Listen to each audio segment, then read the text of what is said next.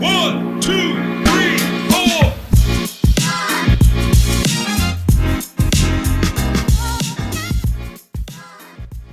Okay, everyone, welcome back for another episode of Girl Chat. Wow, what a week and a half it's been. We usually try to record the same week, but there's been so much going on that we had to kind of like stagger the time. But Leah, what's happening? We're back. I'm so excited to be here, and let's just jump right in. Yes. So we were just talking about one of my favorite things in the world to do. And if you follow me, you've seen me do it, is paddleboard. And so Leah had her own paddleboarding adventure today, which I think you should share about. I finally got out there. You know what? I'm such a creature of comfort and habit. And one of my clients was like, and to be honest with you, because you texted me this morning and I didn't get back to you because I didn't know my plans yet. And I really thought she was going to cancel. And I was kind of banking on her canceling. So I was going paddleboarding, but I was like, she's going to cancel. I'm sorry, Sarah, if you're listening to this, but I just didn't know that you would come through. And so I'm like, oh, I'm probably not. Maybe I was just telling myself that. I'm probably not going paddleboarding this morning. So a client of mine, friend of mine, hugged me out to Whitewater today, and I had a blast. Not that I didn't think I would. It's just, if you know me, you know that I have to do something at least one time, and then I'm okay. And it's not always easy. Like there's a lot of these, we have to like, it's almost like, and you can't give her too much time notice ahead. So it's like, I can't tell her weeks in advance if we're going to do something. It's so bad, y'all. I am a commitment phobe, and I will admit it. And I don't like to commit. And so if you get me somewhere, it's typically spontaneously or right before you ask me, and I'm like, sure, I'll do it. And then I don't have time to back out. And so I did. I made it on my first paddleboarding trip, and it was a blast. I'm so excited because now we're going on another one. Hey, this reminds me of a story. So let's just talk about this for a minute with this whole commitment thing. Oh, God. Because Leah, if you all knew her 12 years ago, she has come by leaps and bounds because haven't I? The first adventure I roped her into was being on a TV segment with me. Oh, my God. Pose for Pink. Yes. This girl, I think a lot of times, like, I think that people won't come through on their end. So I'll be like, sure, yeah, I'm game for it. Let's do it. And then that must have like happened a lot to me. Like I'd sign up for stuff and it just wouldn't follow through. I don't know what my issue is, but yeah, I just meet Cel, and she's like, okay, we're going to be on TV next week. And I'm like, excuse me, what? And then I got no other details until like the night before. I still hadn't heard from her, and it was like, hello, are we going on TV tomorrow? Like, they're filming me. Do I know what I'm going to say or wear or do or anything? She was like, oh no, we'll just wing it. I'm like, what? This is Celia's life. Now, if we look at Celia now versus then, she's like the planner. And so she's planning everything and like giving me like, sends me an email 3 days before I do something. And I'm like, who is this? We both have changed so much. So it's so funny to hear like just about today, and that you went on this adventure and it was like on the fly, because you were never on the fly before. And I was on the fly. Like I flew by the seat of my pants on the daily. And now it's like, I'm already planning for October. Like I already got lining up. She just gave me a date in October, and I'm like, okay, that's like so far away, but okay, all right. October, I'm there. It just shows like how much growth that we've gone through, and then too, just like how much we have really affected each other, like because you are very much like a planner in a lot of ways, and in details, and that was not something that was like a strong suit for me. So I really I learned a lot just in our friendship, and I learned like how you like what made it easy, and how to really communicate. And I don't know, I just think that all relationships and friendships, like you can really help each other. You can balance each other Right. out. Yep. And I think we I all love need it. Mm-hmm. So, as far as for me, like I was going to say, what did I do last week?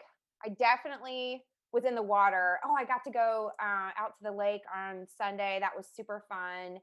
And Jonathan came out for a little while. We were hanging out with Allie and Todd and just had a really good time in the sun. So I think everybody needs to be outside Yeah. like over the next couple weeks. Make sure you take some time to just get outdoors and get that vitamin D, because you were sharing Yep. about that earlier, like the importance of that. It just makes such a difference. I'm such a creature of habit and comfort, and I just stay kind of in my box all the time. And I was telling my other friend this, like, ever since now that I don't have my dog, like I used to be so conditioned to the heat and so conditioned to the summer. And now that I'm not and I don't have him, because I would literally sit outside and we would go on walks multiple times a day. Like, it just makes such a difference. And it's so good for you. We all need more of it. Absolutely. I feel the same way, because like there are days I get stuck in the office and I'm like, I need to take a time out and just go sit. Yeah. I don't know, I'll go sit in my driveway in the sun just Yeah. to like get a reboot, and then I'm able to go back in and sit back at my desk again. So Yeah. Listen, it's love proven. all of it. I mean, morning sunlight, mid-afternoon sunlight, like you literally will sleep better. Like your body thrives off of vitamin D, and we all need it. No sunscreen, no sunglasses. Get out there. Like, you That's don't need it. much, 10, 15 minutes, like full Yeah. sun. Go I'd soak up the sun. That's what we're saying. Mhm. Make sure you get a little bit of that. And now let's talk about two things that came up in the past couple weeks. And one of them is spot training. There's a lot of people that there's different takes on spot training. And when we say spot training, that means like if you have ever seen, if you're a trainer, you already know this. If you're a coach, you have already experienced this. But when somebody comes up to you, they will actually grab the body part that they want to fix. And Yes.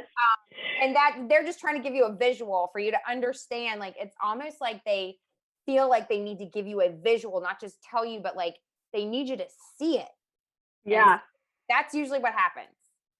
I When told people Cel, I'm like, spot people do train- this in the store. Yeah, like they come in and they do. Everybody grabs the area that they were wanting to work on. Okay, so I feel like there's two different thoughts to this. No, you cannot spot train in the sense of, why is it that everybody I feel like everybody goes to their core like immediately. Like, I want abs. And they just grab like a belly, or they grab, they touch their belly and they're like, I want abs. And it's like, no, you will never be able to just do crunches and have abs. Now, do you have abs underneath that belly? Yes, you do. Everyone does. But you have to be in a calorie deficit in order to lose the fat that is on top of our muscles in order for them to show. But I told Cel when we first started talking about this last week, I'm like, I feel like you can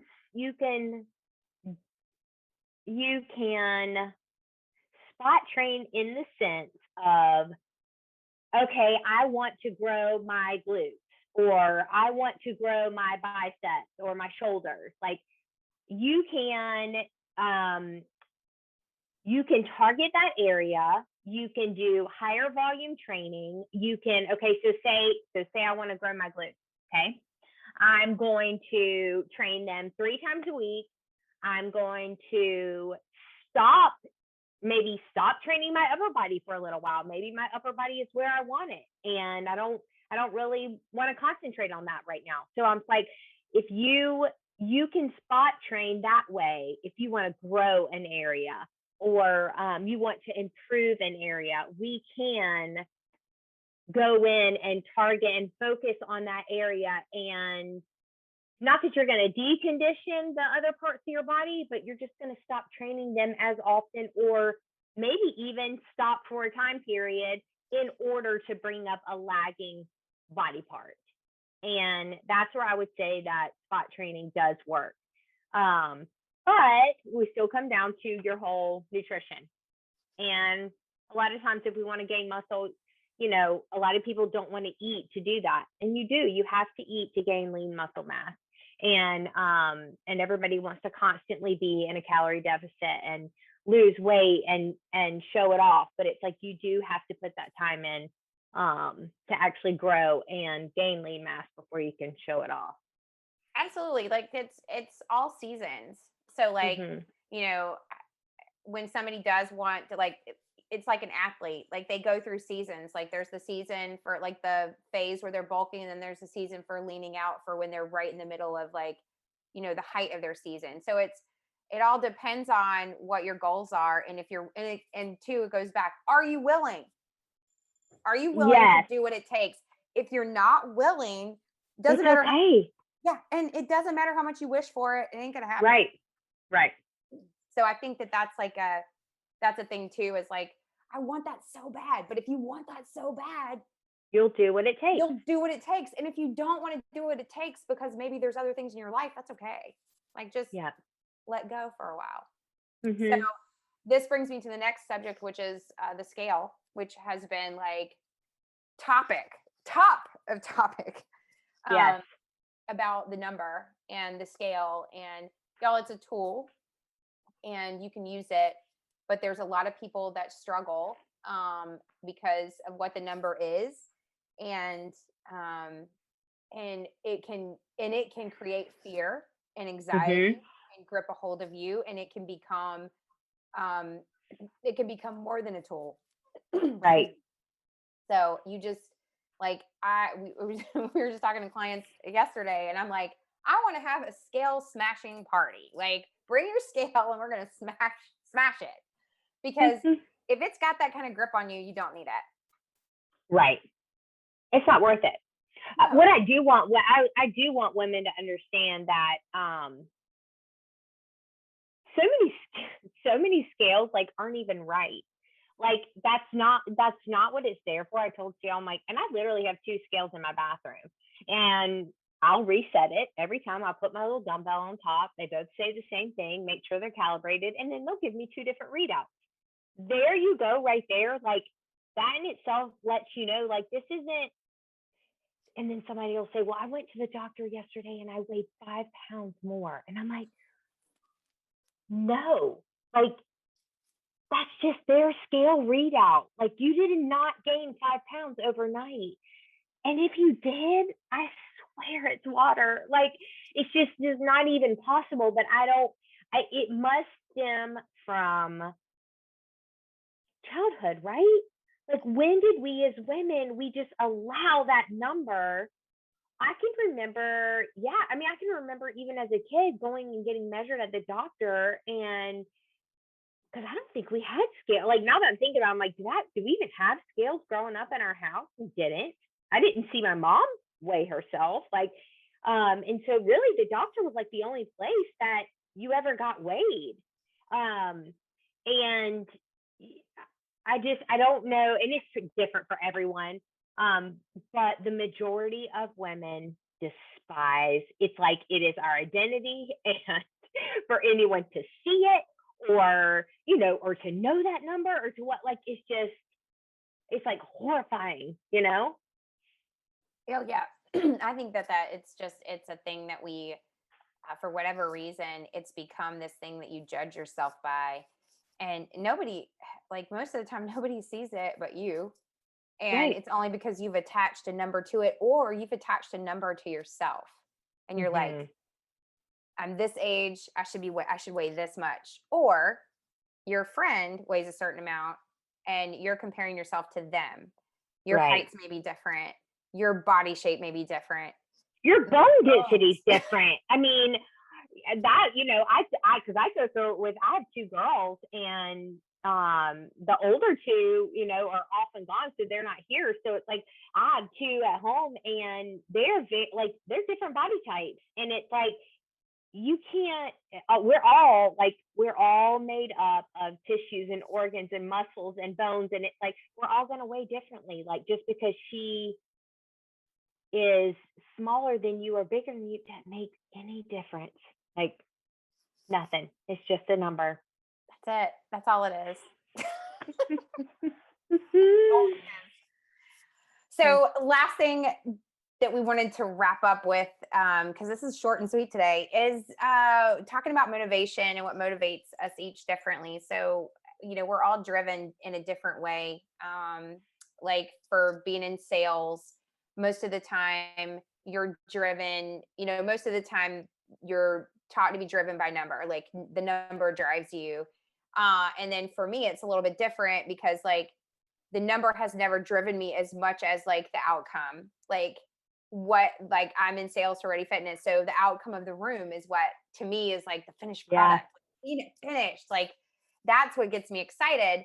And it's starting to change now because like I'm in a season now where numbers are becoming really important and really, it's about progressing as a businesswoman and something that I want to achieve and do better. And so now it's shifted for me. And that just goes to show seasons. What motivates you in one season isn't going to motivate you in the next season. And Yeah. so just being able to flow with that. And the same with like fitness, one season being on stage and competing was like the driving motivation it wasn't to win. It was for me to find self-confidence and to just become better as an athlete at that time. But it's different now. Like my Yeah. focus isn't on that anymore. My motivation has Mhm. completely changed and shifted, and it's because my life is different. So I find that really interesting, and we talked about that because like even motivation for you is different now than it was. Yeah. Mhm. Well, I was talking to her about because she did a photo shoot. When was that? A couple weeks ago. Yeah, like 2 weeks ago, And I guess. yep. And that that has always been her. She loves them. So she'll like that's always been a great motivator to get her from point A to point B. Like, I'm ready to ramp it up because I'm gonna do a photo shoot. Whereas myself, that is not my gig. I don't I don't look to that as motivation, or it'll be there on the calendar, but I'm kind of like somewhat dreading it. Like it has never been able to push me like a show has in the past. And then I was telling her, I'm like, not even shows anymore. Like, what can I use? So I'm like I'm in a season of searching for my new motivation.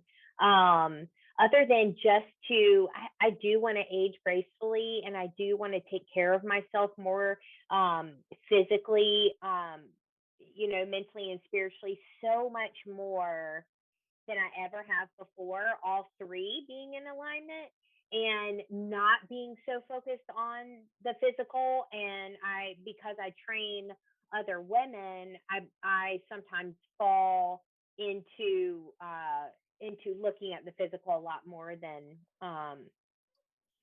not than I should, but my focus is always there, Whereas now it's like just being healthy and but on every level.